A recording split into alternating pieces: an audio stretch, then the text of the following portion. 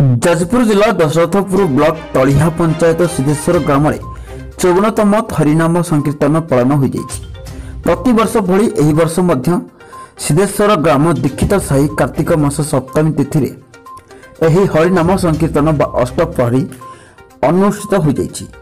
समूह ग्रामवासी वरिष्ठ युव छात्र सहयोग क्रमे शांति श्रृंखलार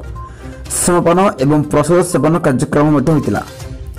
कमिटी सभापति जयप्रकाश दीक्षित, उपसभापति ललिता प्रसाद दीक्षित, संपादक विभूति भूषण दीक्षित एवं पूर्व सभापति धनंजय दीक्षित सह ग्रामर वरिष्ठ महेश्वर दीक्षित, दिगंबर दीक्षित, दिलीप दीक्षित, संतोष दीक्षित, प्रदीप दीक्षित,